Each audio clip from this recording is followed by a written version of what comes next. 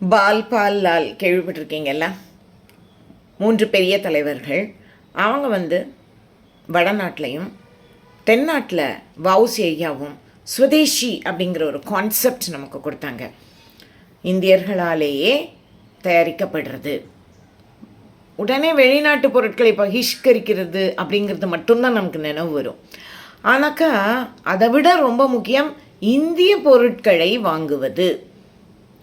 அப்போது நீங்கள் எந்த ஒரு கடையில் போய் ஒரு பொருள் வாங்குறீங்க அப்படின்னாலும் முக்கியமாக நீங்கள் பார்க்க வேண்டியது, இதற்கு இந்தியன் ஆர்டிசான் கஷ்டப்பட்டிருக்காங்களா, கைவினை பொருட்கள் இந்தியர்கள் கஷ்டப்பட்டு இதை பண்ணியிருக்காங்களா, இந்தியர்களுடைய உழைப்பில் இது வந்ததா, அதை நீங்கள் உறுதி செஞ்சுக்கணும். நம்பர் 1.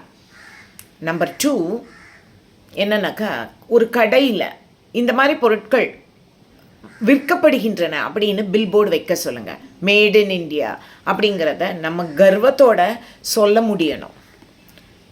ஒரு விசேஷம் அப்படின்னாக்கா கட்டாயமாக இந்திய பொருட்களை நம்ம விலை கொடுத்து வாங்கணும். குறிப்பாக காந்தி ஜெயந்தி அன்னைக்காவது இந்த காதி கிராஃப்டில் போய் ஒரே ஒரு பொருள்னாச்சும் நீங்கள் வாங்கி உபயோகிங்க. அந்த வருஷத்தில் வேறு யாருக்காவது ஒருத்தருக்கு அதை ப்ரெசென்ட் பண்ணுங்கள். அப்புறம் நீங்கள் எந்த ஒரு ஃபெஸ்டிவல் கொண்டாடுறதா இருந்தாலும் அதை இந்திய பொருட்கள்னாலேயே கொண்டாடுங்க. வெளிநாட்டில் இருக்கிற சொந்தக்காரங்க இங்கே கல்யாணத்தை பண்ணணும்.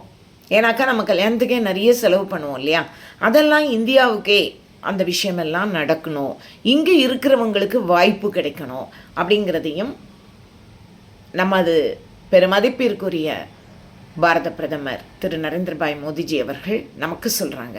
ஸ்வதேசி சார்பாக நான் அதை உங்களுக்கு எடுத்துகிட்டு வரேன். நன்றி.